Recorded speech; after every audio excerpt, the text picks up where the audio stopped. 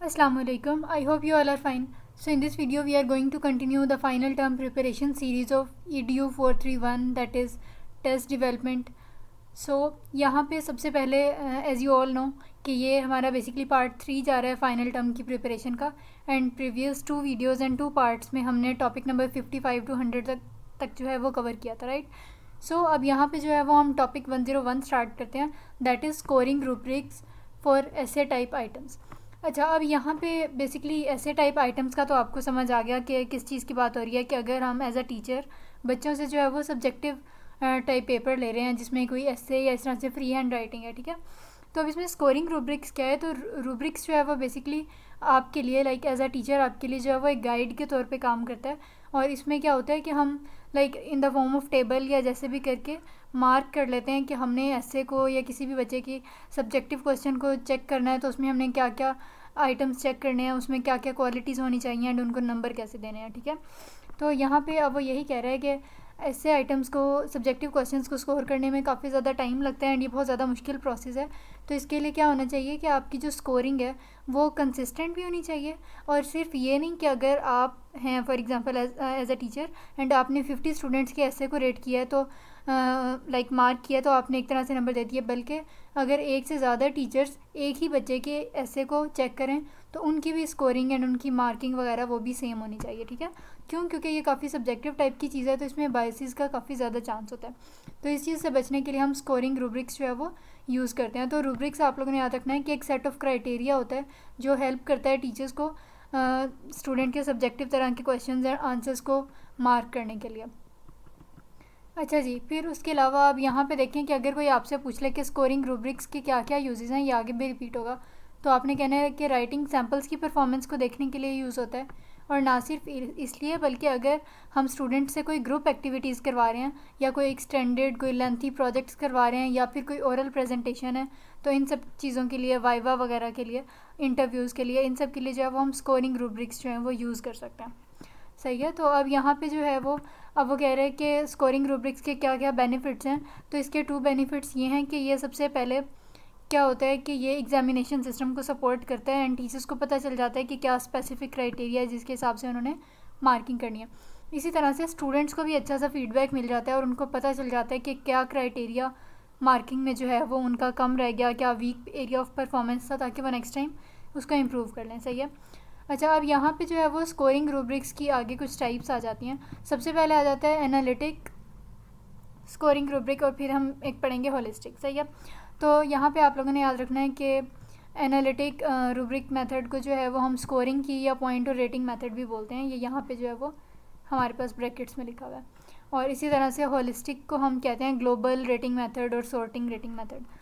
अच्छा, अब यहाँ पे क्या होता है कि एनालिटिक स्कोरिंग मेथड में हम अगर फॉर एग्जांपल एक कंप्लीट ऐसे है तो उसमें हम देखेंगे कि एक ऐसे का आइडियल आंसर क्या होगा और उसमें क्या क्या चीज़ें होनी चाहिए। उसमें कंसिस्टेंसी होनी चाहिए, उसमें कोई मेन थीम पैराग्राफ होना चाहिए, मेन पैराग्राफ, फिर कुछ स्पोर्टिंग डिटेल्स होनी चाहिए। तो हर किसी के अलग अलग से हम हर आइटम के जो है वो अलग अलग से मार्क्स अलॉट करते हैं और फिर चेकिंग भी टीचर्स उसी हिसाब से जो है वो ऐसे की करते हैं। सही है। तो ये एनालिटिक स्कोरिंग रूब्रिक जो है वो सिर्फ रिस्ट्रिक्टेड रिस्पॉन्स टाइप ऐसे क्वेश्चंस के लिए बेस्ट रहता है। यानी कि रिस्ट्रिक्टेड रिस्पॉन्स टाइप में क्या होता है कि हमारे पास लिमिट होती है। फॉर एग्जांपल कि आपने 150 वर्ड्स का कोई पैराग्राफ लिखना है या आपने 5 पेजेस का ऐसे लिखना है, तो जिसमें आपको कोई लिमिटेशन दी गई हो उसमें जो है वो हम एनालिटिक स्कोरिंग रूब्रिक जो है वो अच्छे से यूज़ कर सकते हैं। इसी तरह वो यहाँ पे कह रहा है कि आपने जब कोई ये रूब्रिक बनाना है, कोई टेबल है एंड उसमें आपने कहना है कि हेडिंग के इतने नंबर होंगे ये वो, तो आपने कोशिश करनी है कि आपने इंटीजर्स यानी कि होल वैल्यूज़ यूज़ करनी है। फॉर एग्जांपल हेडिंग का 1 पॉइंट है और फिर अगर किसी स्टूडेंट ने 3 पैराग्राफ लिखे हुए हैं तो फॉर एग्जांपल उसके 3 मार्क्स हैं। तो आपने इसमें पार्शियल क्रेडिट्स को जो है वो क्राफ्ट नहीं करना, यानी कि पॉइंट्स में आपने ये नहीं कहना कि अगर किसी बच्चे ने हेडिंग दी हुई है तो मैं उसको 3.5 मैंने देने हैं। तो ये एट द एंड क्या होगा कि ये पॉइंट्स करते करते जब हम इसका टोटल करेंगे तो एज अ टीचर आपको बहुत ज़्यादा मुश्किल होगी बाकी बच्चों के पेपर चेक करने में। सही है। तो यहाँ पे अब जिस तरह देखें कि ये आपके पास जो है वो रूब्रिक की एक एग्जांपल है कि यहाँ पे फॉर एग्जांपल अगर कोई क्वेश्चन है तो उसके ये एलिमेंट्स हैं कि सबसे पहले माइटोसिस एंड मियोसिस होता क्या है, तो अगर बच्चे ने सही से आंसर दिया है तो उसको 2 पॉइंट्स मिल जाएंगे। इसी तरह से अब इन दोनों का कंपैरिजन करना है। जब 4 सिमिलैरिटीज़ कोई बच्चा बताएगा तो उसको 4 पॉइंट्स मिलेंगे, एंड अगर 4 डिफरेंसेस बताएगा तो 4 पॉइंट्स। तो इस हिसाब से फिर हम बच्चों की मार्किंग करते हैं उनके आंसर्स की, एंड फिर हमें पता चल जाता है कि किसके टोटल जो है वो कितने मार्क्स बन रहे हैं। सही है। इसी तरह से अब अगर इस रूब्रिक में देखें तो ये एक और तरह का है। अगेन ये एनालिटिक है क्योंकि इसमें हर आइटम को अलग अलग से बताया हुआ है। अब यहाँ पे देखें कि सबसे पहले किसी स्टूडेंट ने प्रॉब्लम को अच्छे से एग्जामिन किया हुआ है या नहीं किया हुआ, फिर एविडेंस की कोई उसने सपोर्ट साथ दी है किसी फैक्ट वगैरह की, कोई पास्ट किसी इवेंट की वगैरह वगैरह। तो यहाँ पे अब हर फैक्टर के कोई सब पार्ट्स, सब फैक्टर्स हैं। जैसे अब प्रॉब्लम्स को एग्जामिन करने में आ जाएगा कि प्रॉब्लम डायग्नोज उसने उसकी तशखीस किस तरह से की है, एंड अपनी जो उसने इन्फॉर्मेशन इकट्ठी की थी उसको कैसे समराइज़ किया है, कैसे इकट्ठा किया, इंटीग्रेट किया एक जगह पे। तो इन सब के आगे जो है वो कुछ इंडिकेटर्स भी हैं कि फॉर एग्जांपल अगर उस स्टूडेंट ने फैक्ट्स को आइडेंटिफाई किया हुआ है तो इसका मतलब होगा कि वो इस चीज़ पे पूरा उतरा है, इस सब फैक्टर पे। एंड जब ये दोनों चीज़ें, दोनों सब फैक्टर्स मिल जाएंगे तो ओवरऑल उसने प्रॉब्लम सही से एग्जामिन किया, तो फिर उसको फुल मार्क्स मिल जाएंगे। तो इस टेबल को बस आप लोगों ने एक बार जो है वो रीड कर लेना है। सही है। अच्छा जी, फिर उसके बाद आ जाता है होलिस्टिक। जैसा कि मैंने आपको बताया कि स्कोरिंग रूब्रिक्स की हमारे पास 2 टाइप्स होती हैं। तो सबसे पहले तो हमारे पास एनालिटिक स्कोरिंग रूब्रिक था जिसमें हम सब कुछ अलग अलग कर रहे थे। Here we have holistic scoring rubric method. इसमें हम क्या करते हैं कि हम एक ऐसे है फॉर एग्जांपल बच्चे का, तो उसमें हम ओवरऑल क्वालिटी जो है वो हर स्टूडेंट के रिस्पॉन्स की चेक करते हैं। इसमें हम ये नहीं देखते कि अच्छा उसने हेडिंग दी हुई थी तो मैं इतने मार्क्स दे दूँ, या उसने कितने पैराग्राफ्स लिखे हुए थे, या ये वाली ग्रामर यूज़ की थी या नहीं, वगैरह वगैरह। आपने ओवरऑल एक ऐसे या कोई भी सब्जेक्टिव टाइप क्वेश्चन देखना है किसी स्टूडेंट का एज अ रिस्पॉन्स जो उसने अटैम्प्ट किया हुआ है, एंड आपने ओवरऑल एक जजमेंट बनानी है और उससे जो है वो उसकी मार्किंग कर देनी है। सही है।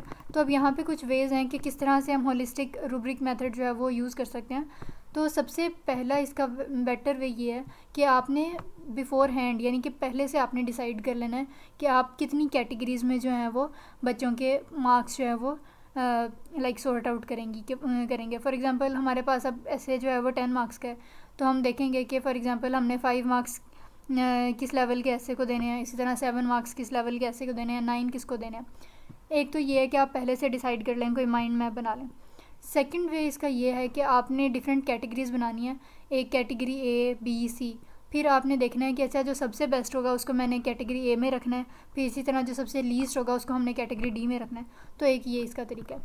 थर्ड वे ये है कि आपने क्या करना है कि कुछ बच्चों के जो है वो पेपर्स पहले चेक करने हैं, और फिर उनमें से जो सबसे बेस्ट वाला पेपर होगा किसी स्टूडेंट का, किसी टॉपर चॉपर का, तो आपने उसको जो है वो फॉर एग्ज़ाम्पल एक सैम्पल के तौर पे रख देना है कि इस पेपर से मिलते जुलते जो भी होंगे हम उसको इस कैटेगरी में रखेंगे। इसी तरह किसी एवरेज अटैम्प्टेड ऐसे को आपने एक अलग कैटेगरी में रखना है, जो सबसे बुरा किसी ने अटैम्प्ट किया हुआ उसको अलग कैटेगरी में। तो इस तरह से डिफरेंट सैम्पल्स बनाने हैं और फिर जो बाकी बच्चों के पेपर्स हैं उनको उससे जो है वो मैच करना चाहिए। फिर उसके बाद फोर्थ वे में ये आ जाता है कि हमने फॉर एग्जांपल पहले आंसर्स को कंप्लीट रीड करना है और फिर एक पेपर को दूसरे से कंपेयर करना है, एंड फिर डिसाइड करना है इनमें से कौन सा बेस्ट है। फिर उस बेस्ट वाले को अगले से मैच करना है, एंड फिर डिसाइड करना है कि इनमें से कौन सा बेस्ट है। ऐसे करते जाना है जब तक आपके number of students and the number of papers जो हैं वो कंप्लीट नहीं हो जाते। सो अब ये जो हमने 4 अप्रोचेज़ पढ़ी हैं, इनमें जो है वो पहली 3 जो हैं वो इसमें क्या था कि हम ग्रेडिंग कर रहे थे, ठीक है। तो इसको क्राइटेरिया रेफरेंस या एब्सोल्यूट क्वालिटी स्टैंडर्ड्स बोलते हैं। और जो फोर्थ वन थी उसमें हम स्टूडेंट्स के एक टेस्ट को, एक पेपर को दूसरे से कंपेयर कर रहे थे, दूसरे को तीसरे से। तो इसको बोलते हैं रिलेटिव स्टैंडर्ड या नॉन रेफरेंस। जब हम किसी क्राइटेरिया या किसी एक पेपर के रिलेशन में दूसरे को चेक करते हैं तो इसको कहते हैं रिलेटिव स्टैंडर्ड ग्रेडिंग फिलॉसफी। सही है। अच्छा जी, अब जैसे यहाँ पे देखें कि ये आपके पास फॉर एग्जांपल एक क्वेश्चन है, तो आपने यहाँ पे लेवल ऑफ रूब्रिक्स जो है वो 1 से लेके 4 तक बना दिया। जो किसी बच्चे ने सबसे बुरा अटैम्प्ट किया होगा उसको इनइफेक्टिव की कैटेगरी में डाल दिया, जिसने थोड़ा सा मुनासिब किया होगा उसको एडिक्वेट में, जिसने थोड़ा अच्छा किया होगा उसको इफेक्टिव में, एंड जिसने बहुत ज़्यादा अच्छा किया होगा उसको आउटस्टैंडिंग में जो है वो हम प्लेस कर देंगे। अच्छा, अब यहाँ पे देखें कि टेस्ट डेवलपमेंट की जो है वो कुछ थियोरीज़ हैं। सबसे पहले आ जाता है CTT and then we have IRT। अब क्लासिकल टेस्ट थियोरी एंड इन दोनों में क्या होगा कि चाहे आपके पास CTT हो या चाहे IRT हो, आपने इन दोनों का जो है वो एब्रीविएशन MCQ के लिए कर लेना है। अच्छा, अब ये जो दोनों थियोरीज़ हैं टेस्ट की डेवलपमेंट में, ये क्या चेक करती हैं, पहले ये देखेंगे कि कोई आइटम फॉर एग्जांपल हमने कोई क्वेश्चन बच्चों को दिया है वो कितना उसका डिफ़िकल्टी लेवल है। Discrimination means to find out the difference, कि हम देखेंगे कि बहुत हाई एबिलिटी वाले स्टूडेंट्स एंड बहुत लीस्ट एबिलिटी वाले स्टूडेंट्स में कितना फ़र्क है, तो वो आइटम हमें किस तरह से हेल्प करेगा, एक हम ये देखेंगे। एंड थर्ड में हम ये देखेंगे कि गेस करने का चांस जो है वो कितना है कितना नहीं है। सो सबसे पहले आ जाता है कि जो क्लासिकल टेस्ट थ्योरी होती है वो ओवरऑल किसी कोई एक टेस्ट को यानी कि एज अ होल किसी टेस्ट पे जो है वो फोकस करती है और वो देखती है कि इंडिविजुअल ने यानी कि स्टूडेंट ने उसमें कितने मार्क्स जो है वो गेन किए या कितने उसके ट्रू स्कोर्स हैं। तो यहाँ पे आपने एमसीक्यू के लिए फॉर्मूला याद रख लेना है कि जो हम स्कोर ऑब्जर्व करते हैं उसमें ट्रू स्कोर प्लस जो पॉसिबल एरर होता है उसको प्लस करते हैं। अब अगर आइटम रिस्पॉन्स थ्योरी की बात करें, अब इन दोनों को आगे जाके हम इंशाल्लाह डिटेल में पढ़ेंगे। तो यहाँ पे आईआरटी यानी कि आइटम रिस्पॉन्स थ्योरी में क्या होता है कि हम अलग अलग से डिफरेंट आइटम्स को जो है वो चेक करते हैं और एक लेटेंट स्केल होता है उसके साथ मैच करते हैं। ठीक है, तो अभी इसको जो है वो हम आगे जाके देखते हैं।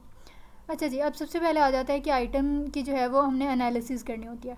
अब आइटम क्या है, ये जो अभी हमने पिछली 2 वीडियोस में देखे थे कि item means the type of questions या फॉर्मेट जो हमारा पेपर का है। आया आपने एमसीक्यूज बच्चों से लिए हैं, शॉर्ट क्वेश्चंस हैं, सब्जेक्टिव है या फिर ट्रू फॉल्स है, फिल इन द ब्लैंक्स हैं, इस तरह से। सही है, तो इसमें क्या होता है कि हम स्टैटिस्टिक्स के डिफरेंट कैलकुलेशन एंड कंप्यूटेशंस के मेथड यूज़ करते हैं और फिर देखते हैं कि कोई टेस्ट आइटम जो है वो बच्चों की नॉलेज को असेस करने के लिए सही से काम कर रहा है या फिर नहीं कर रहा। तो यहाँ पे 2 फैक्टर्स हम यूज़ करते हैं, one is item difficulty and then we have item discrimination. अच्छा, अब आइटम डिफ़िकल्टी में क्या होता है कि हम ये देखते हैं कि फॉर एग्जांपल कितने स्टूडेंट्स ने एग्जामिनीज, यहाँ पे एग्जामिनर होता है जो पेपर ले रहा होता है एंड एग्जामिनी होता है जो पेपर दे रहा होता है, लाइक स्टूडेंट्स। सही है, तो यहाँ पे हमने देखना है आइटम डिफ़िकल्टी में कि कितने बच्चों ने जो है वो आपके दिए हुए क्वेश्चंस को सही से अटैम्प्ट किया।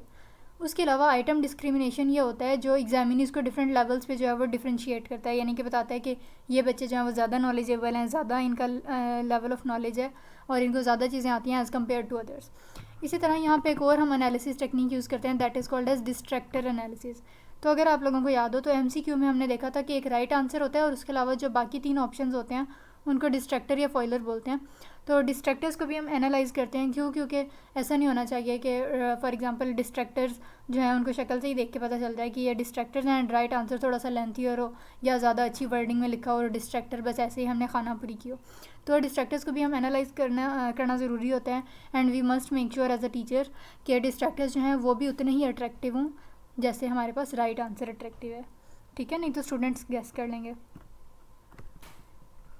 तो आइटम एनालिसिस में ये सारा कुछ आ जाता है। जब आइटम एनालिसिस को जो है वो हम 2 तरह से प्रेजेंट कर सकते हैं, या ग्राफ की फॉर्म में या फिर न्यूमेरिकल की फॉर्म में, न्यूमेरिकली। अच्छा, अब नंबर्स की फॉर्म में क्या करते हैं कि इसमें स्टैटिस्टिक्स कोई नंबर्स एंड कैलकुलेशंस होती है जिसकी वजह से हम strong and weak test takers के दरमियान में डिफ्रेंशिएट करते हैं। एंड ग्राफिक रिप्रेजेंटेशन जब हम करते हैं तो इसमें क्या होता है कि डिफरेंट कर्व्स होते हैं, अब इनको हम आगे जाके इंशाल्लाह देखेंगे कि डिफरेंट कर्व्स की फॉर्म में जो है वो हम देखते हैं कि एक साइड पे हम टेस्ट टेकर का स्कोर लेते हैं एंड एक साइड पे देखते हैं कि उसका क्या टाइप ऑफ स्किल है, और फिर कर्व की जो भी शेप होती है उससे हमें आइडिया होता है कि हमारे पास ये जो आइटम है वो वर्थ इट है या नहीं है, हमें उसको अपने आइटम टेस्ट में जो है वो इंक्लूड करना चाहिए या फिर नहीं करना चाहिए। अच्छा जी, उसके बाद अब हमारे पास आ जाता है appropriate time for item analysis कि आपने जो है वो ये आइटम्स को जज कब करना है। तो इसके 2 स्टेजेस होते हैं। सबसे पहले आपने ये शॉर्ट के लिए तैयार कर लेना। सबसे पहले कि जब आपने टेस्ट जो है वो एडमिनिस्टर कर लिया, लाइक बच्चों ने टेस्ट अटैम्प्ट कर लिया लेकिन अभी आप लोगों ने स्कोरिंग नहीं की, अभी आप लोगों ने ग्रेडिंग नहीं की। ठीक है, तो अब इसमें क्या होता है कि इस स्टेज में जो है वो टेस्ट डेवलपर्स आइडेंटिफाई करता है कि कौन कौन से एरर्स हैं स्कोरिंग की में, कौन कौन से डिफेक्ट्स हैं, कौन कौन से फॉल्ट्स हैं आइटम में। तो बच्चों को मार्क्स देने से पहले जो है वो हमारी अटेंशन में आ जाते हैं एंड उसमें हम नेसेसरी करेक्शंस कर लेते हैं। और दूसरा टाइम होता है जब हम आइटम्स को एनालाइज करते हैं, वो तब जब आपने स्कोरिंग वगैरह बच्चों की कर ली, ग्रेडिंग वगैरह कर ली, तो उस टाइम पे क्या होगा कि हम देखेंगे कि किस आइटम ने सबसे ज़्यादा बेस्ट परफॉर्म किया, किसने वर्स्ट परफॉर्म किया, तो ताकि हम फ्यूचर टेस्ट्स के लिए जो है वो यहाँ से हेल्प ले सकते हैं। तो ये 2 बेसिकली हमारे पास मेथड थे। अच्छा, अब अगर आप लोगों को याद हो तो अभी हमने थोड़े मिनट पहले जो है ये टेस्ट थियरीज़ की बात की थी। एक आ जाता है क्लासिकल टेस्ट थियरी। अच्छा, अब क्लासिकल टेस्ट थ्योरी में क्या होता है कि इसमें थोड़ी थियोरेटिकल अजम्पशंस तो वीक हैं, लाइक इसमें ज़्यादा कोई हार्ड एंड फास्ट रूल्स नहीं है, कोई रॉकेट साइंस नहीं है कि इस तरह से जज करो, इस तरह से ये टेस्ट को एज अ होल जो है वो ट्रीट करता है। अच्छा, यहाँ पे आप लोगों के लिए टिप है कि आप लोगों ने गूगल कर लेना है कि CTT वर्सेस IRT, तो आप लोगों को फर्स्ट ही जो रिस्पॉन्स मिलेगा वो काफ़ी सिंपल था, जो है वो आप लोगों को एक डिफरेंस टेबल मिल जाएगा। तो मोस्ट प्रोबेबली ये आपके लॉन्ग क्वेश्चन में भी आ सकता है, सो मेक श्योर कि आप इसको इस लिहाज से भी थोड़ा प्रिपेयर कर लें। अच्छा, अब क्लासिकल टेस्ट थियरी में एज अ होल जो है वो हम चेक करते हैं, और उसके अलावा अब यहाँ पे देखें कि इसका मेजर फोकस ये होता है कि टेस्ट की as a whole test level पे जो इन्फॉर्मेशन होती है उसको हम मेक श्योर करते हैं, लेकिन ये नहीं कि ये बाकी आइटम डिफ़िकल्टियाँ डिस्क्रिमिनेशन को इग्नोर करता है, वो भी इसके पार्ट का मॉडल का इंपॉर्टेंट पार्ट होते हैं, लेकिन ओवरऑल हमारा मेन फोकस होता है ओवरऑल टेस्ट पे। सही है, फिर उसके बाद अगर IRT की बात करें, that is item response theory, तो इसमें क्या होता है कि हम देखते हैं कि जो भी टेस्ट में आइटम्स हैं, हर आइटम में इंडिविजुअल यानी कि एग्जामिनी यानी कि स्टूडेंट का जो रिस्पॉन्स है उसको हम लेटेंट वेरिएबल यानी कि थीटा या एबिलिटी या ट्रेट इसको बोलते हैं, इस स्केल से जो है वो मैच करते हैं। सही है, तो स्केल में जितनी ऊपर वैल्यू जाती है तो इसका मतलब होता है कि यानी कि यहाँ पे देखें, people at higher level of latent rate have a high probability of responding correctly और इंडोर्सिंग एन आइटम। तो इससे क्या होता है कि स्केल पे जितनी ऊपर बच्चे की वैल्यू जा रही होती है उसका ये मतलब होता है कि ही और she is better able to understand and attempt a specific question. ठीक है, तो थीटा की वैल्यूज से जो है वो हमें पता चलता है। और इसी तरह लेटेंट स्केल पे जो जितने नीचे स्कोर जा रहे होंगे बच्चे के, तो इसका ये मतलब होगा कि जो है वो उससे नहीं हुआ सही से अटैम्प्ट, या उसका लेवल ऑफ नॉलेज जो है वो भी कम है। अच्छा, अब यहाँ पे देखें कि classical test theory and item analysis की अगर हम बात करें, तो यहाँ पे आइटम डिफ़िकल्टी जो है वो हम सबसे पहले चेक करते हैं। आइटम डिफ़िकल्टी में हमें ये पता चलता है कि फॉर एग्जांपल कोई भी टेस्ट आइटम है तो उसमें कितना लेवल है, लाइक कितनी प्रोबेबिलिटी है कि स्टूडेंट्स जो हैं वो उसको अटैम्प्ट करने में सक्सेसफुल रहेंगे या सही से जो है वो अटैम्प्ट करेंगे। तो आइटम की डिफ़िकल्टी को जो है वो हम इंडेक्स पी वैल्यू से जो है वो मेजर करते हैं, और ये पी वैल्यू बेसिकली हमें ये बताती है कि कितने बच्चों ने जो है वो आंसर सही किया है इसका। तो पी की जो वैल्यू होती है ये आपने MCQ के लिए याद रखना है कि 0.00 से 1 तक जो है वो जाती है।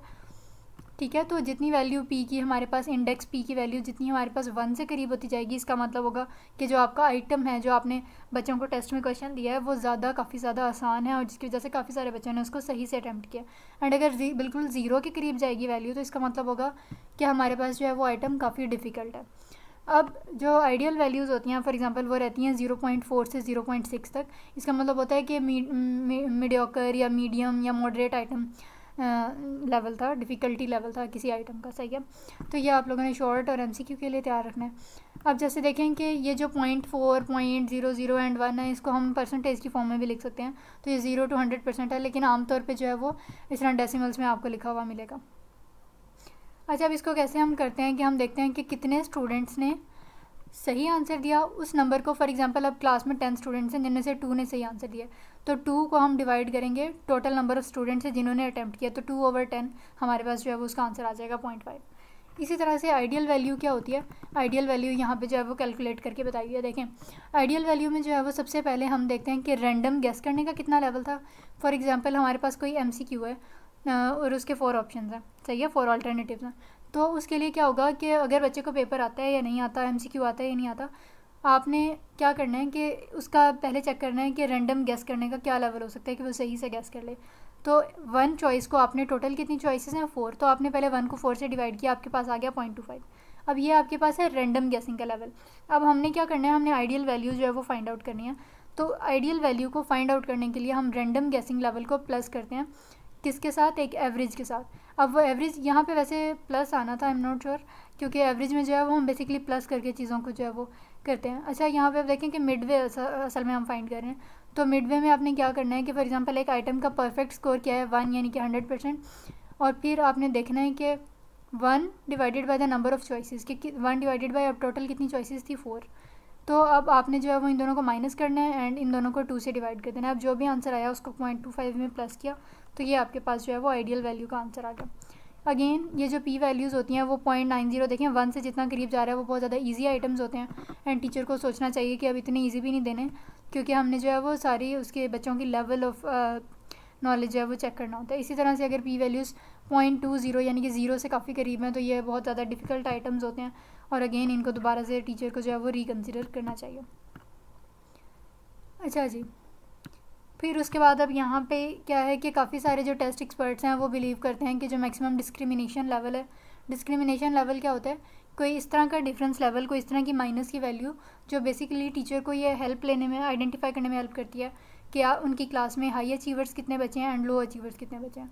तो इसमें कितने लेवल होने चाहिए। फॉर एग्जांपल अगर आपके ट्रू एंड फॉल्स यानी कि 2 अल्टरनेटिव वाला आइटम है, जैसे ट्रू और फॉल्स, तो उसमें 0.75 का मार्जिन जो है वो होना चाहिए, यानी कि इतने बच्चे जो हैं वो सही गेस्ट कर पाएँ।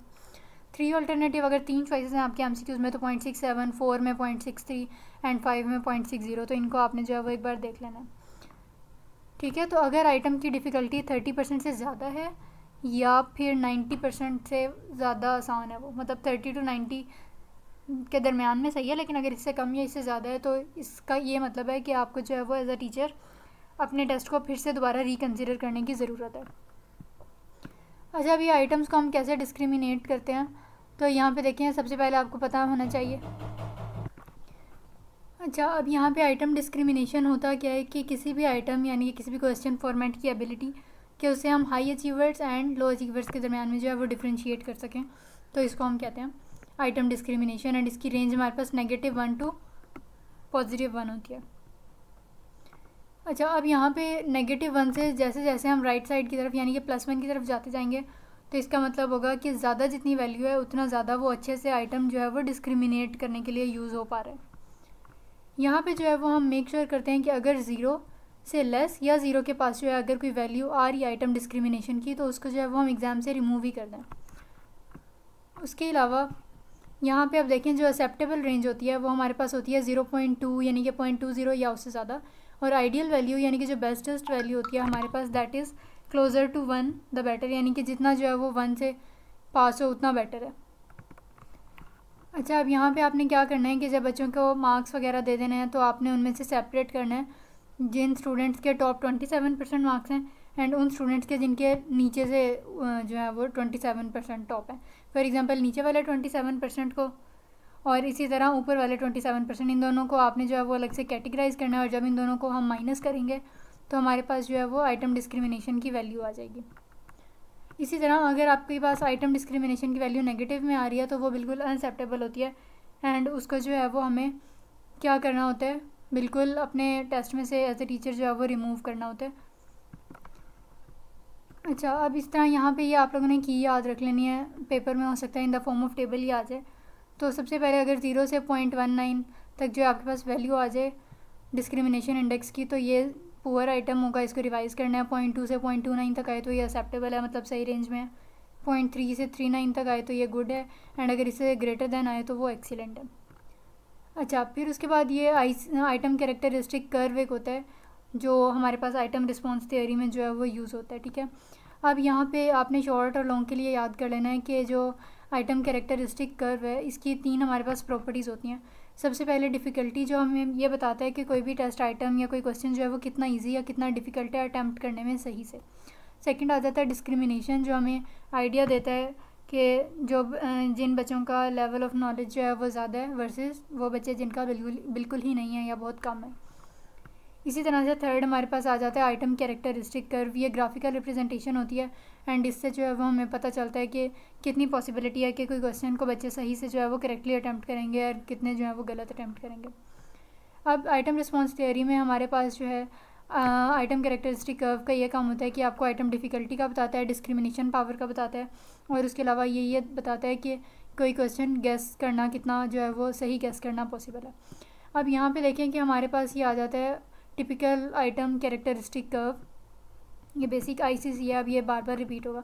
अब इसमें आप लोगों ने याद रखना है कि यहाँ पे वाई एक्सिस पे जो है वो हम लोगों ने क्या लिया है, सक्सेस की प्रोबेबिलिटी है, एंड यहाँ पे जो नेक्स्ट में नीचे जो है प्रोबेट या लॉगेट मैयर जो है ये बेसिकली क्या कर रहा है कि हमारे पास डिफरेंट टेस्ट आइटम्स को जो है वो कंपेयर कर रहा है। लोअर एसिम्प्टोट होता है कि कम से कम वैल्यू के बच्चे जो है वो कोई क्वेश्चन सही से अटैम्प्ट करेंगे, एंड अपर एसिम्प्टोट होता है कि जो टॉपर्स या कोई बहुत ज़्यादा हाई अचीवर्स होते हैं तो वो टफेस्ट क्वेश्चन को सही से अगर अटैम्प्ट कर सकते हैं तो उनकी कितनी वैल्यू। तो देखें ये भी बिल्कुल एग्जैक्ट 1 पे नहीं है, 0.9 तक है। क्यों? क्योंकि कोई स्टूडेंट अगर कितना भी ब्राइट क्यों ना हो, अगर हमेशा जो है वो चांस होता है कि ही और she will make a mistake, तो केयरलेसनेस की वजह से या समटाइम्स कोई चीज़ हमसे स्किप हो जाती है, तो इसलिए 1 तक जो है वो फिर भी नहीं जा रहा। कर्व हमेशा 0.9 एंड नीचे से देखें 0.2 तक की रेंज में रहता है।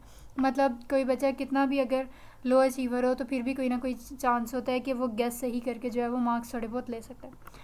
अब ये जो स्लोप है इसकी शेप जो है वो हमें बताएगी कि किसी भी टेस्ट को सही से अटैम्प्ट करने की क्या प्रोबेबिलिटी है एंड क्या नहीं है।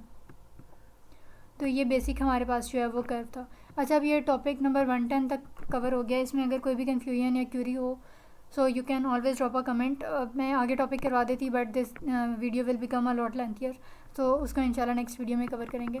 सो यहाँ तक अगर कोई भी कन्फ्यूजन या क्यूरी हो so you can always drop a comment, and if you are new to this channel then don't forget to hit the subscribe icon.